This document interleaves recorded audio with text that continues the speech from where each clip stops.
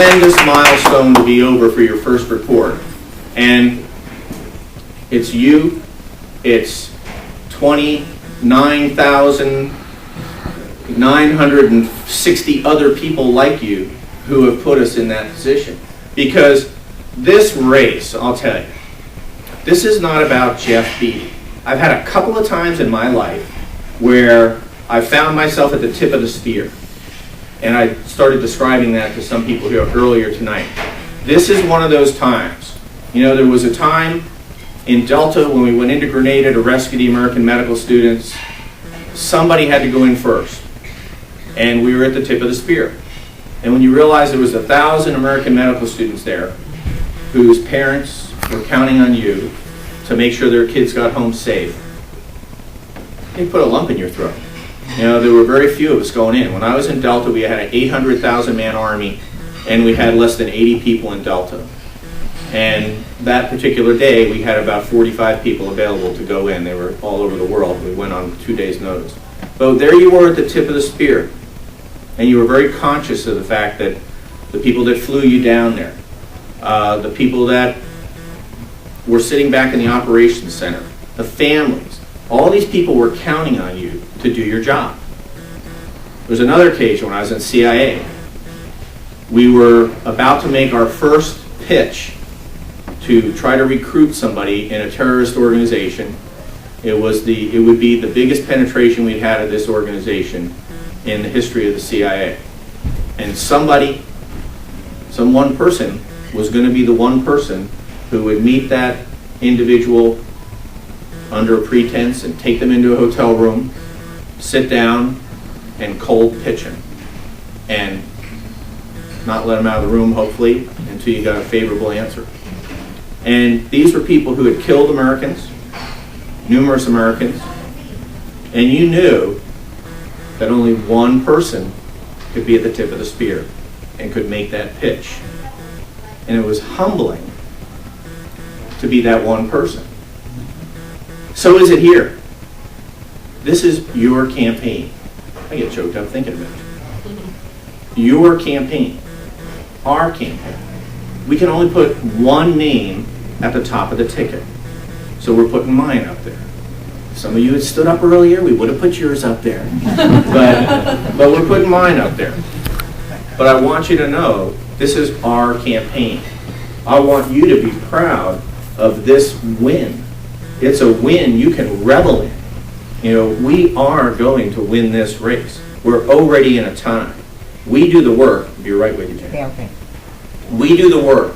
We get the win. The Republican Party here, the past couple of years, has not had the best record. You know, we talk about we want new blood, new leadership. Okay, here I am. Make good on that. Don't fight me. Join me. I'll win the race for you.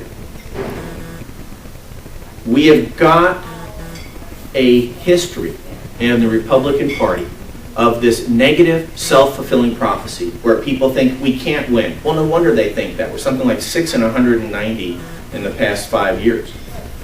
So what happens? When you think you can't win, nobody volunteers. Nobody donates. And then when we don't win, people go, well, I told you, we couldn't win. But I'm here tonight to tell you, you can win. We're changing that self-fulfilling prophecy. We are already in a tie or better with Kerry. This is a race within our grasp. We can win this race and make this that positive self-fulfilling prophecy that when we volunteer, when we donate as you have tonight, and when we do the work, if we want it more, just like the Red Sox when they came back and swept, who wanted it more? If we want it more, we win this race, and we will replace John Kerry with one of us. Thank you very much. I love you guys. Thank you very much.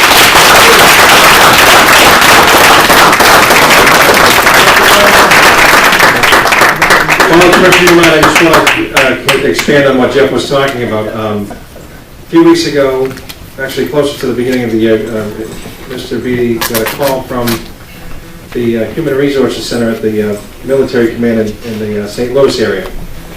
And a Master Sergeant informed him that there was a request to look into his military record And Jeff had said, okay, Sergeant, who's looking into it? And the sergeant couldn't actually tell him who it was. And he said, well, I need to know who it is, that's all. I don't mind, I just want to know who it is. And the sergeant called Jeff back sometime later and said, well, this comes right from the Pentagon. You might want to speak to a particular office at the Pentagon. I can't recall which office. But Jeff ended up speaking to the officer who actually ran the records for a quote-unquote senior political figure in Massachusetts. Well, I guess the easiest way to put this is that the officer suggested that Jeff Beatty embellished his military record. And as a result, this officer in the Pentagon has been relieved of his duties temporarily while an investigation is right now underway, and that investigation should conclude by the 1st of May. So this is no small matter, and it is possible this came from within the Republican Party. We're still unclear about that and a little bit disappointed.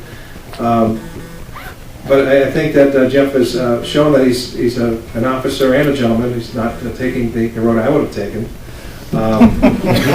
which is why he's in the position he's in, the guy helping him out.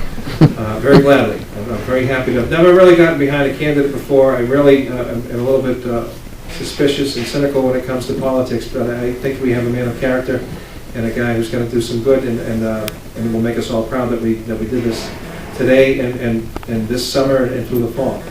So I hope you do what I'm doing, and we're opening our checkbook, and we're going to help Jeff get the word out. That's all he needs to do is get the word out. Unfortunately, it takes money and time.